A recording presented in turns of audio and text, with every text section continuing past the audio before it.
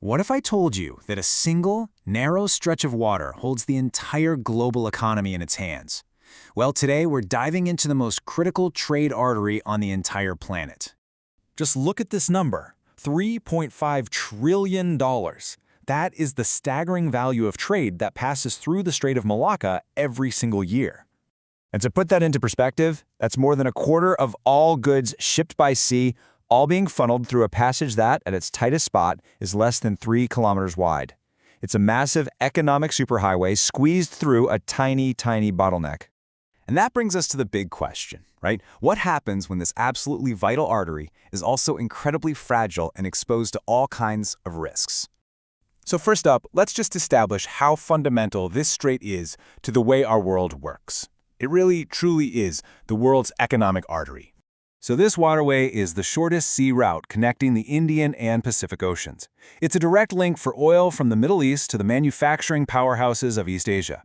Every year, you've got over 60,000 ships making this journey, carrying nearly a third of all global oil shipments. If this thing stops flowing, economies on the other side of the world feel it, instantly. And all of this incredible value leads us to a central idea we have to understand. It's called the Malacca paradox. It's where the strait's immense importance is the very source of its biggest risks. Okay, so here's the paradox in a nutshell. The more ships and the more value that passes through, the richer everyone gets. That's great. But at the same time, that intense traffic makes the strait a bigger target and way more susceptible to disruption from all kinds of threats: security, politics, even environmental disasters. Now, when you think of dangers in the Strait of Malacca, I bet your mind jumps straight to one thing, right? Pirates. But is that stereotype actually accurate? Let's take a look at the data. We all have this image in our heads of violent, swashbuckling pirates hijacking massive ships. But the reality, according to the official data, is, well, it's a lot less dramatic. Most of these incidents are really low-level, opportunistic thefts. We're talking about guys who are usually unarmed, looking to grab some scrap metal or engine parts. Get this, in about half of all reported incidents, they get away with nothing at all. And hey, don't just take my word for it. The executive director of RECAP, which is the region's official anti-piracy group, said it plainly. Even when the number of incidents goes up, it doesn't mean the threat to trade is actually greater. It's mostly just an increase in minor petty theft. And this chart just brilliantly illustrates how manageable this problem really is. Look at this. In the first half of 2025, incidents were climbing. Then, right here, Indonesian authorities made a few key arrests. And what happened the very next month? The incidents just plummeted by over 90%.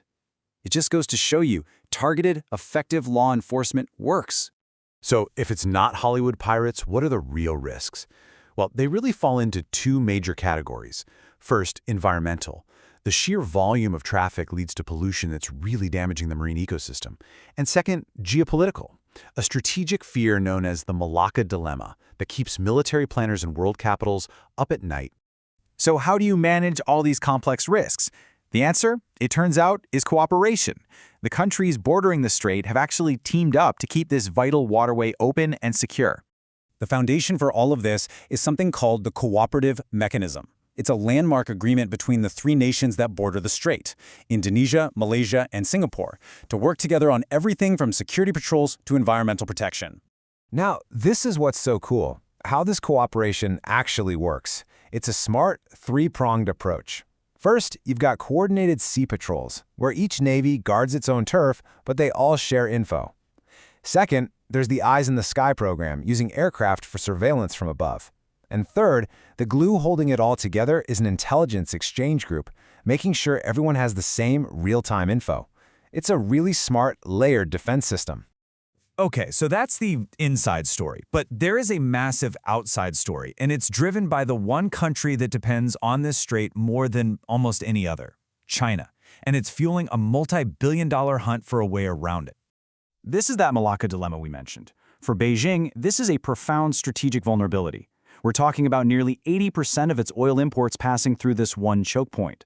The absolute nightmare scenario is that in a conflict, a rival power could simply blockade the strait and grind the entire Chinese economy to a halt. So to solve this dilemma, China is pushing a two-part strategy. Part 1, build a powerful blue water navy, one that can operate globally to protect its shipping lanes. Part 2, And this is the really ambitious one: create entirely new land-based routes, pouring billions into economic corridors through countries like Pakistan and Myanmar to just bypass the strait altogether. But, and this is a huge but, these massive overland projects are anything but a sure thing. They run through incredibly difficult regions and are just plagued by problems, from political instability and militant attacks to just massive cost overruns. What looks like a simple line on a map is proving to be incredibly complex in reality. So when you boil it all down, what you have is this constant, unending balancing act. Managing the Strait of Malacca isn't a problem you just solve. It's a process you have to manage forever. The stability we see today is a really delicate equilibrium. It is a constant negotiation between the demands of global trade, the national security interests of multiple world powers, and the urgent need for environmental protection. And each one of those is pulling in a different direction. And that leaves us with a final crucial question for the future. We know global trade is only going to grow, and geopolitical tensions, well, they aren't going away. So can this fragile, hard-won cooperation that keeps the strait open today actually hold up under the pressures of tomorrow? Because the health of the entire global economy just might depend on the answer.